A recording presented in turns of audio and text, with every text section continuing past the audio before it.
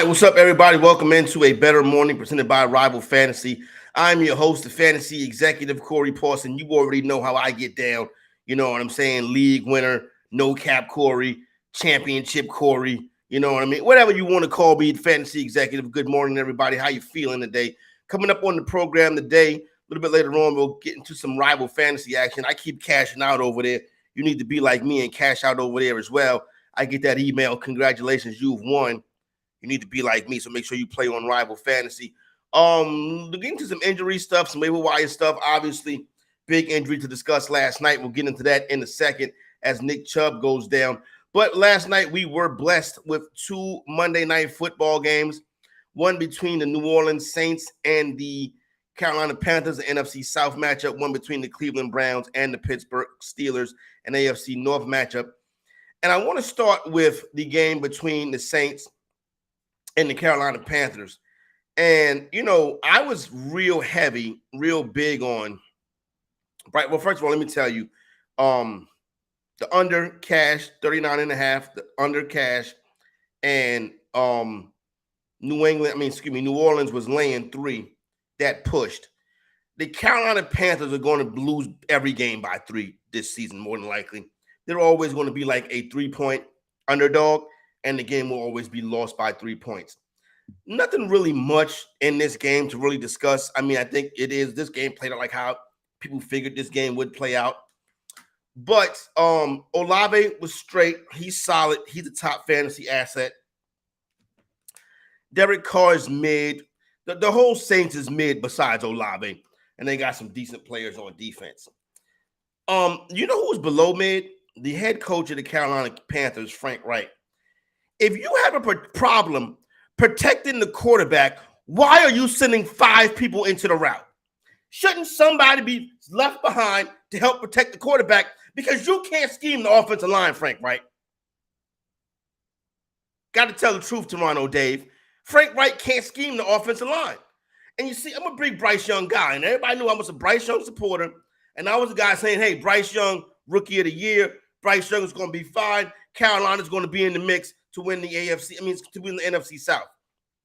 I forgot how terrible a head coach that Frank Reich could be. You're going to get this kid hurt, Frank Reich. You got to change your offensive line schemes and protections. Last night, Bryce Young, 22 of 33, a paltry 153 yards passing, under 5 yards an attempt, 1 touchdown, sacked 4 times. He also lost the fumble, so he turned the football over twice. Not a good game by Bryce Young. Bryce, listen, you got to play better too, son. Right? Let's not start getting into this habit of, oh, he's a young player. It's only a second game. Use the first pick of the draft. Play like the first pick of the draft. Now, understand you're hindered. I'm getting pretty fired up early in the morning. I understand that he's hindered because of Frank Reich and the protection schemes, but I still expect a young man to play better. Outside of that, though, good game to get the night started, decent, you know what I'm saying? Miles Sanders had a decent night. Cashed a couple of Chuba Hubbard props on his unders. Adam Thielen led the night in targets, and he had a touchdown. Chris Olave was spectacular, 6 for 86, no touchdown, 11 targets. This kid, Rashid Shaheed, if he's on your waiver wire, you need to hop on him. Michael Thomas is healthy and getting it done as well.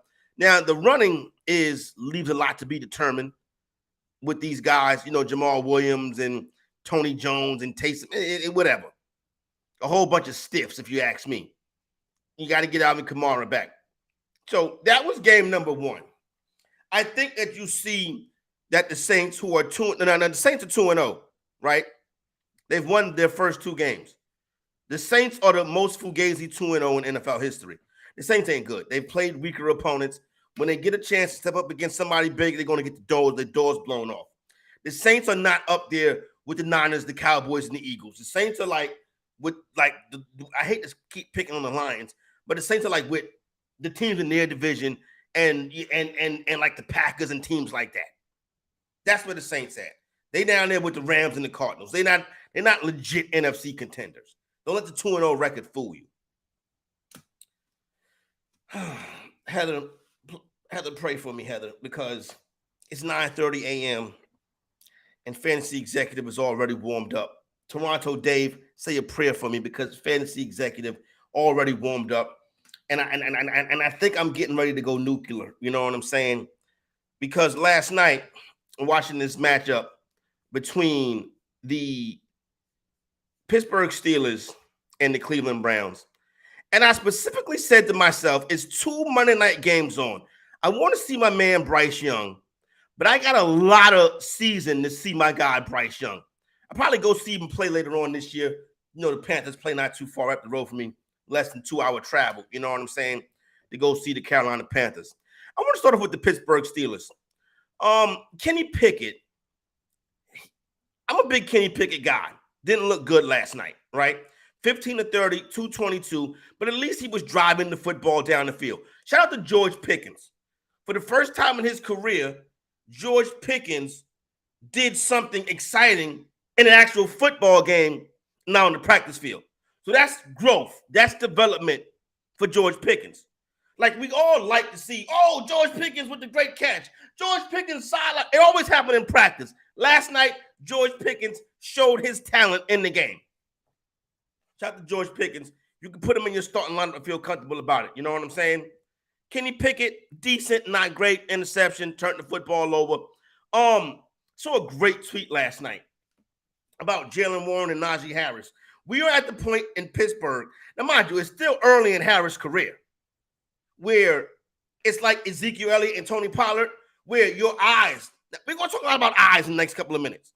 Where your eyes, if you have eyes, right? If I see it, I got to say it. Fantasy executive eyes. If you have eyes, your eyes are saying, hey, Jaylen Warren is better than Najee Harris. Your eyes are not mistaking you. Your eyes are like your best friends, right? Your eyes are not going to tell you no lies. If you see it, you got to say it.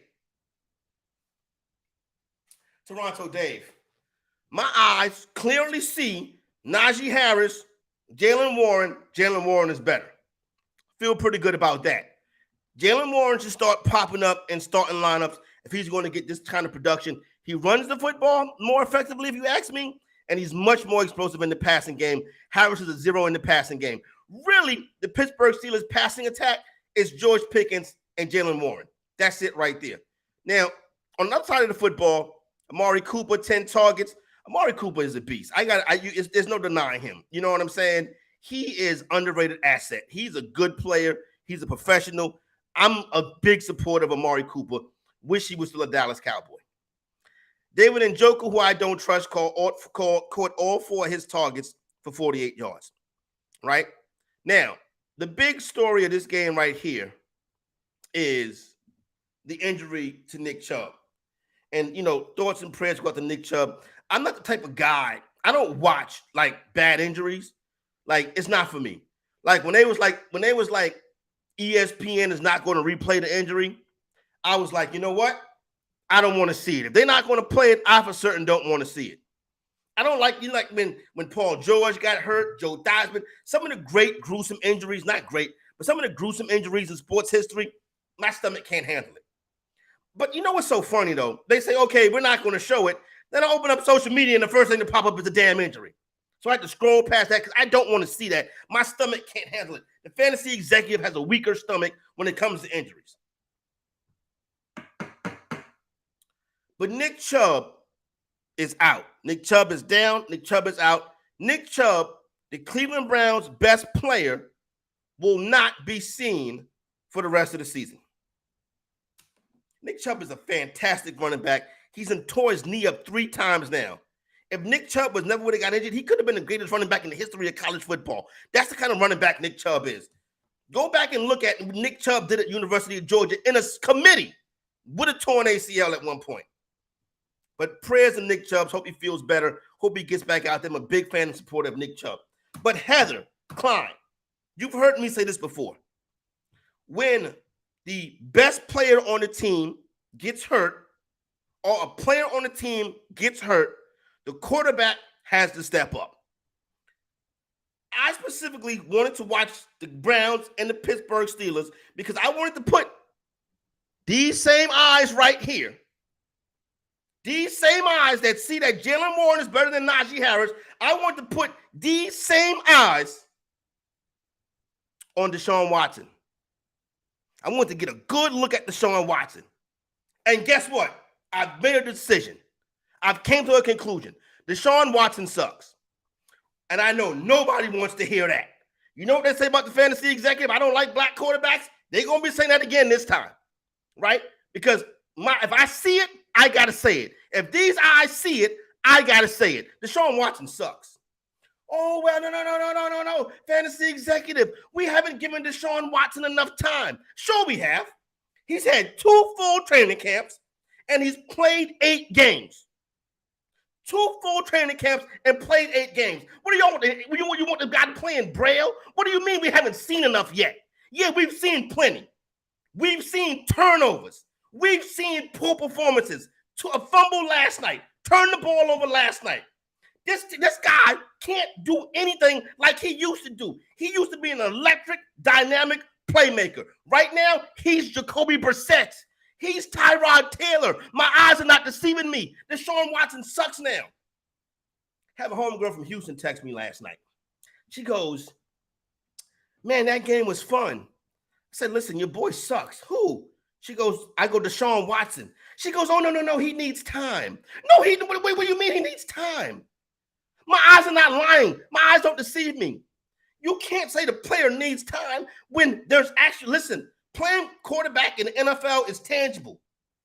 You can see the numbers. He's played in 8 games.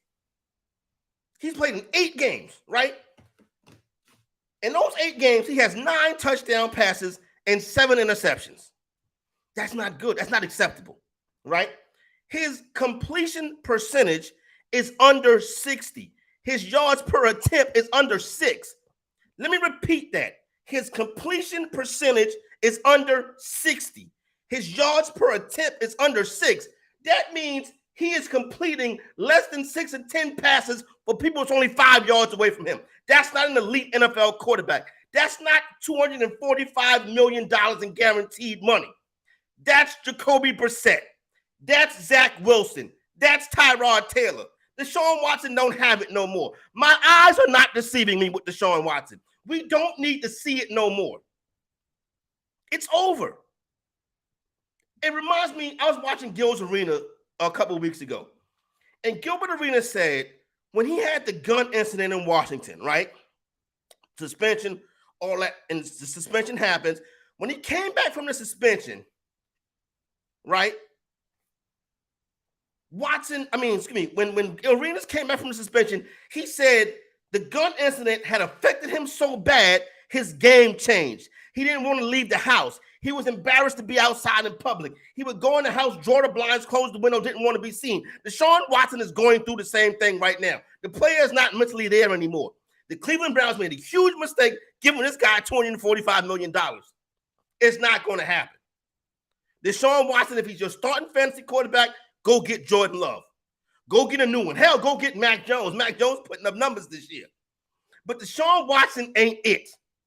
Your eyes don't need to see no more Deshaun Watson. Your eyes ain't lying you after 8 games and two training camps. The guy is a backup quarterback now. He has the measurables of a backup quarterback.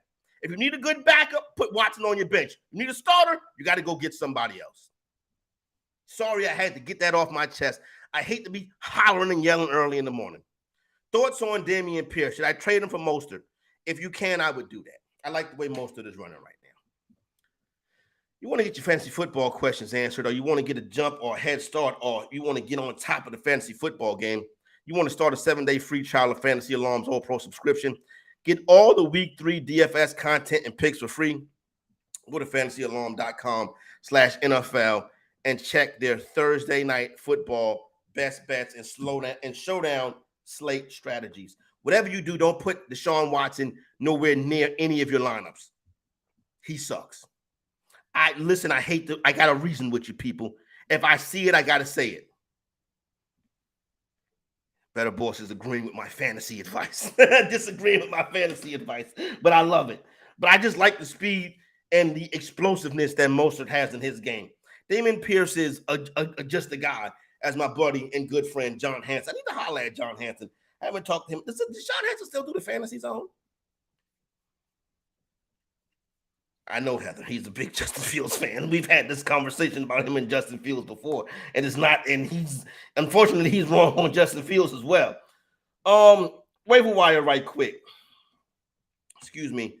I had to get my telephone out right here. Sportstopia, Heather. We got a Sportstopia show coming up at 9:30, Heather. Because I may want a little extra time today. We do. Okay, so I do not have my extra time. I'm sorry. I got to get out the way for the good folks at Sportstopia. Waiver wire. Jerome Ford. If Jerome Ford's on the waiver wire, empty the clip. Jerome Ford, you saw how active he's going to be on the waiver wire. You saw how active he's going to be in that offense. You know what I'm saying? You don't need to hear that Nick Chubb is out for the year. You saw the cart ride. Nick Chubb is done. Unfortunately, I'm a Nick Chubb supporter. So Jerome Ford, top waiver priority, empty the clip. I think he's a guy that's going to stick all season long. And you see that Deshaun Watson averaged less than 6 yards an attempt. So Jerome Ford going to get a lot of catches. You know what I'm saying? Heather, please, Heather, I'm doing this show. Next, I got to give Bettor Boy some props, right? You know, I need to see if I see it, I got to say it. No cap, Corey. I would, if Sky Moore is on your waiver wire, go pick him up. And I know Bettor Boss is a Sky Moore guy. I spent the offseason talking down everybody in that offense, not named Travis Kelce. You can get some Sky Moore in your life. Sky Moore is a good player. I'm rocking with Sky Moore. Rashid Shaheed, if he's on the waiver wire, go pick him up. Jaden Reed, Rashid Shaheed is a New Orleans Saints wide receiver. Jaden Reed is a wide receiver for the Green Bay Packers. You can pick him up. Luke Musgrave, also you need tight end help. Luke Musgrave. Tank Dell, wide receiver in Houston. And Matt Breida. Here's the thing with Matt Breida. Like, Barkley probably be out a month, right? And you go pick up Matt Breida as a plug and play. But Matt Breida is very pedestrian. You know what I'm saying? He's a very pedestrian back. You really don't have to worry too much about Matt Breida. You know what I'm saying? So there goes some things to keep an eye on for waiver wire. Now, right quick, because I want to get to the good people at Sportstopia on time. Injuries to keep an eye on this week: Joe Burrow and that calf, right? Keep an eye on that. Keep an eye on Anthony Richardson and that concussion. David Montgomery and Jahmyr Gibbs. Keep an eye on both of them. Keep an eye on Devontae Adams and Jalen Waddle concussion. Calvin Ridley had that knee bruise, should be good to go. Hearing different reports on St. Brown, but keep an eye on St. Brown this week. If Josh Reynolds is on your waiver wire, please go pick him up. Keep an eye on Zay Jones, DK Metcalf, Odell, Logan Thomas had that concussion, Chase Edmonds, Darnell Mooney, and Salvin Ahmed. These are all These are all guys you need to keep an eye on the waiver wire this week. All right, Bettor Morning brought to you by the good folks at Rival Fantasy. Let's go ahead and share that screen, Heather, so I can give the people another winner. So their cash or register can be ringing like the fantasy executives. Rival Fantasy. This challenge this is called the challenges. This is basically very simple concept. Who will score more fantasy points? Jared Goff versus the Atlanta Falcons, or Daniel Jones on Thursday night versus San Francisco. Now, you may say that, this is easy. This is Jared Goff. But Daniel Jones is going to have to open it up to keep the Giants in the game, and Daniel Jones can give you rushing yards as well. But I would like a handicap if I was going to go with Daniel Jones. So I'll skip this challenge right here. Christian McCaffrey. Ooh, this is probably the two best players in fantasy football right here. Christian McCaffrey and Justin Jefferson. I'm going to go with Jeff because that game is going to be a shootout between the Vikings and the Chargers. And the Chargers will probably find a way to lose the game by 3 points like they always do. Oh, Brandon Staley. You next, brother. You next. You with that tongue lashing Deshaun Watson got this morning? You next. Don't worry. I ain't forgot about you, Brandon Staley. It's coming, Mr. 4th and 15. Like how my man Dion said, we coming. Who will score more fantasy points, Geno or Daniel Jones? I go Daniel Jones right here. Put $1, make it holler on Daniel Jones. There you go right there. Rival Fantasy Challenges game. Rival Fantasy, all-in-one fantasy sports platform. Make sure you get involved. Be like the fantasy executive and take all the money out of Rival Fantasy. Heather, we can go back full screen now. Thank you very much. Listen, if I have to come back on here next week and apologize to Deshaun Watson, I'm willing to do that. But if I see it, I got to say it. And this guy has the measurables of a backup quarterback. $245 million guaranteed. Could go down as the worst contract in the history of sports. Even worse than what Rodney Hampton did to the Mets. The ski mask way. Deshaun Ski Mask Watson. That's what his name should be. Anyway, for the lovely and talented Heather Klein, it's your boy, Corey Parson, the fantasy executive, a.k.a. No Cap Corey. Hopefully I'm in a better mood tomorrow. But please, please, please, please, while I'm watching sports today, I don't want to hear, if I hear somebody says we got to see more from Deshaun Watson, I'm going to blow a gasket. But right now, I'm nice, I'm calm, I'm relaxed. It's time to head up. For Heather Klein, it's Corey Parson, the fantasy executive, wishing you a peaceful, blissful, and better morning.